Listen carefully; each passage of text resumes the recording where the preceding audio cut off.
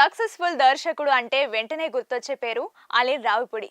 నందమూరి కళ్యాణ్ రామ్తో పటాస్ అనే సినిమాతో దర్శకుడిగా ఇండస్ట్రీలోకి ఎంట్రీ ఇచ్చాడు.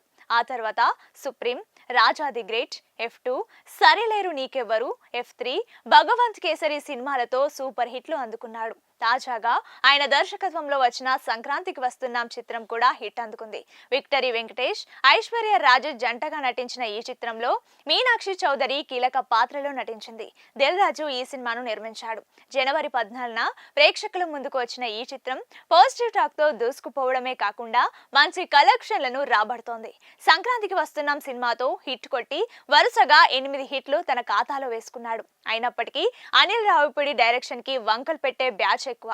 తాజాగా బుల్లిరాజు పాత్రతో బూతులు మాట్లాడించడంపై అనిల్ రావిపూడిపై జోరుగా విమర్శలు వెల్లువెత్తుతున్నాయి. కొంతమంది ఆడియన్స్ కంప్లైంట్స్ చేస్తున్నారని టాక్ వినిపిస్తోంది. చిన్న పిల్లలతో పెద్దవాళ్లపై దురుసుగా మాట్లాడడం వంటి సన్నివేశాలు పెట్టడం వల్ల పిల్లలు పాడైపోతారంటూ నెగిటివ్ కామెంట్స్ చేస్తున్నారు. తాజాగా సక్సెస్ మీట్ లో రేవంత్ అలియాస్ బుల్లిరాజు మాట్లాడుతూ, నన్ను ఇంతగా ప్రోత్సహిస్తున్న వారందరికీ థ్యాంక్ యూ సో మచ్. థియేటర్లలో నా నటనకి క్లాప్స్ కొడుతున్న వారందరికీ కూడా థ్యాంక్ యూ చెప్తున్నాను.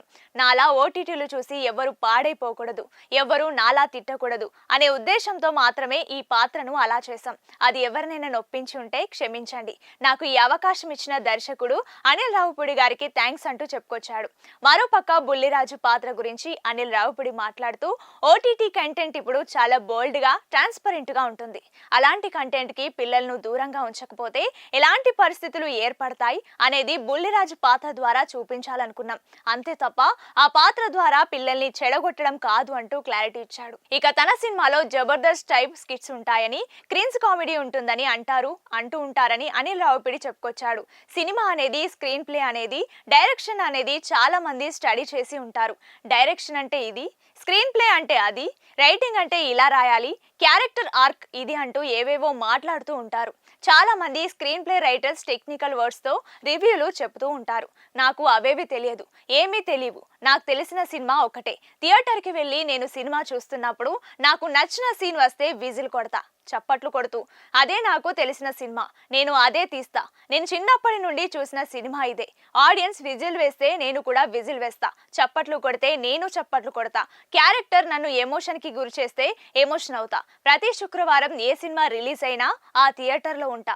నాకంటే సినిమా బాగా తీస్తే నేర్చుకుంటా, నేను తప్పులు చేస్తే సరిదిద్దుకుంటా. నా 8 సినిమాల జర్నీ ఇది. ఇక ముందు నేను తీసే సినిమాల జర్నీ కూడా ఇలానే ఉంటుంది అంటూ ఎమోషనల్ కామెంట్స్ చేశాడు.